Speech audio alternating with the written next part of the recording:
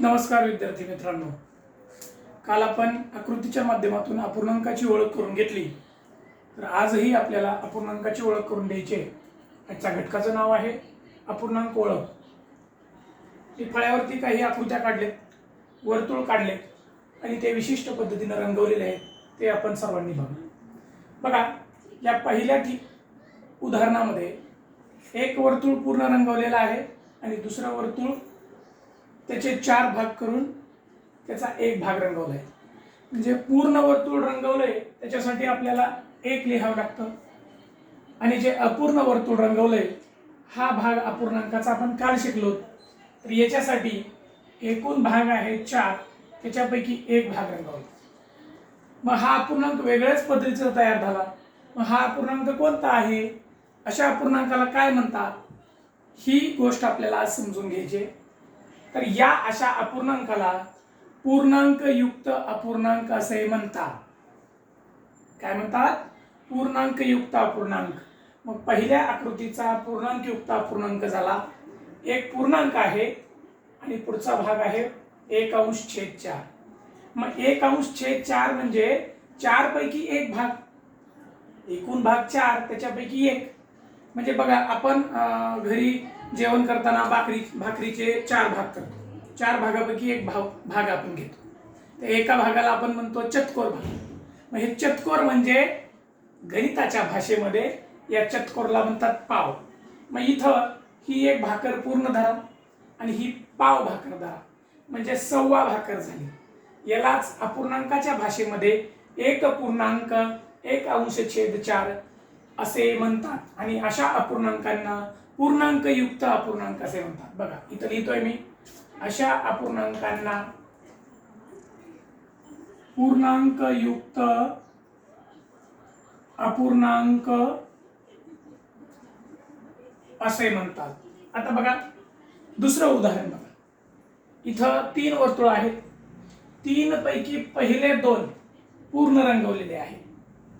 इथं 1 रंगवला होता, इथं 2 रंगवलेत पूर्ण, आणि तिसऱ्या वर्तुळामध्ये एकाचे 2 भाग केलेत आणि 2 पैकी 1 रंगवला आहे. मग ह्या 2 पूर्ण वर्तुळाचा 2 लिहायचा आणि या पुढच्या वर्तुळाचे भाग आहे 2 पैकी रंगवलेत किती? 1. म्हणजे 2 पूर्ण आणि पुढचा भाग अर्धा आहे. आणि याला आपण आपल्या दररोजच्या भाषेमध्ये अडीच असे म्हणतो. काय म्हणतो? अडीच.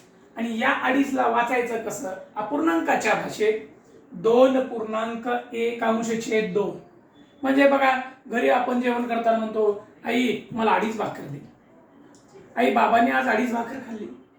आई आजीने आज 2.5 भाकर खाल्ली. म्हणजे 2.5 हा जो शब्द वापरतो, हा 2.5 हा शब्द अपूर्णांकाच्या भाषेमध्ये आपल्याला 2.1/2 असं वाचायचं. आता तिसरं उदाहरण बघा. तिसऱ्या उदाहरणामध्ये 3 वर्तुळ पूर्ण आहेत, 3 भाकरी पूर्ण आहेत, त्याच्यासाठी 3 लिहायचं.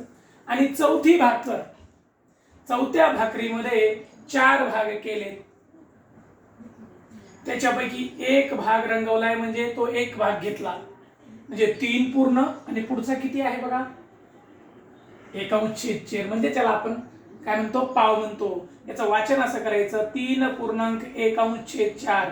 3 पूर्ण आणि पाव, याला म्हणतात 3.25. 3.25, 2.5, 3.25.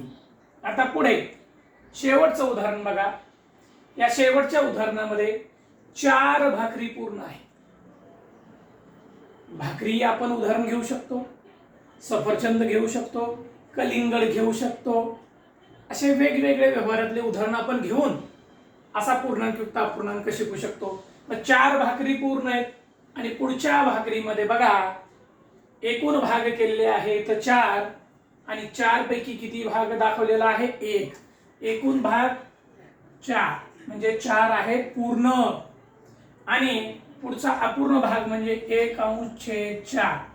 म्हणजेच 4.1/4 याला आपण म्हणू शकतो 4.25. बघा, इथं मी लिहिलंय 1.1/4 म्हणजे याला म्हणायचं 1.25. 1 आणि पाव मिळून 1.25 होतं. तुम्ही म्हणाल नुसतं 1.25 का? सव्वा एक म्हणजे सव्वा. पुढे 2 पूर्ण आणि अर्ध याला म्हणतो आपण अडीच. काय म्हणतो? अडीच म्हणतो. आता पुढे तिसऱ्या उदाहरणामध्ये बघा 3 पूर्ण आहेत आणि पुढचा भाग पाव आहे आणि याला म्हणतो आपण 3.25. बरोबर. आणि खाली बघा